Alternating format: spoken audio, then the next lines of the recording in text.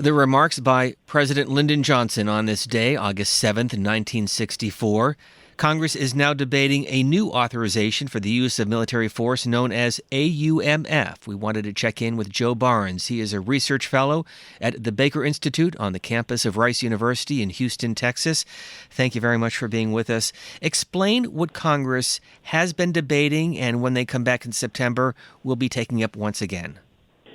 What Congress is debating is the idea of replacing the AUMF that was passed shortly after the 9/11 attacks that gave the president authority to essentially to make war on al-Qaeda and its supporters.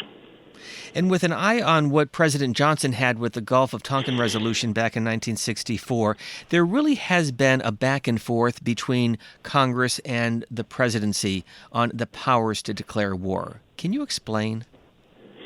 Yeah, I mean, there are profound differences between the executive branch and the Congress about who has the right to make war and under what circumstances. And we haven't passed the formal declaration of war since after Pearl Harbor, shortly after Pearl Harbor, and we've certainly been involved in a number of wars since. The Constitution is not exactly perfectly clear, and indeed the legislation that governs an AUMF, which is the War Powers Act passed in the 70s, is of unclear constitutionality. And why the War Powers Act? Clearly a result of Vietnam, but how did that all come about? Oh, that came about because of the what was considered to be President Nixon's sort of nefarious actions, notably, the bomb, the secret bombing of Cambodia. I think that would come out by that point. So it was largely passed to constrain presidential power in the wake of what many construed as Richard Nixon's overreach.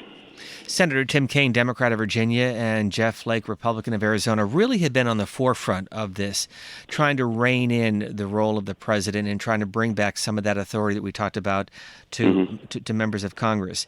So when Congress passed AUMF in 2002, what did it give President Bush, and why has it taken 16 years to really review or reconsider it?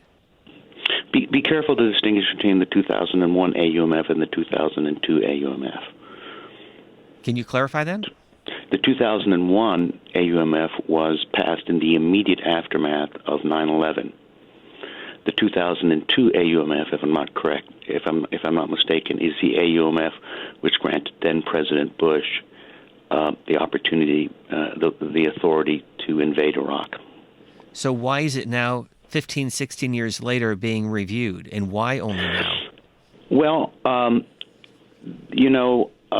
think there's just a general sense that the war on terror has shifted in so many different ways that we need an AUMF that more accurately reflects our concerns. I believe there's also a growing sense that absent a new AUMF, let's say on the war on terror, we're not going to get the full-throated sort of debate that the Congress or the American people deserve to have about pressing issues. For instance, the war in Afghanistan is authorized by the 2001 AUMF. In recent days, 2 American service people were killed in Afghanistan. They were 8 years of age when the AUMF passed. So, bottom line, what's the debate going to be like when they come back in September, October? Well, it's going to be interesting to see if it goes anywhere. I doubt it's going to be a particularly high priority by the Republican leadership. Much will depend on the Trump administration's views, which I think are frankly unclear at this point. I think it'll focus on ways to compel the president to provide more up-to-date rationale for military decision-making. Joe Barnes, who is a research fellow at the Baker Institute on the campus of Rice University, thank you for your perspective. Thank you.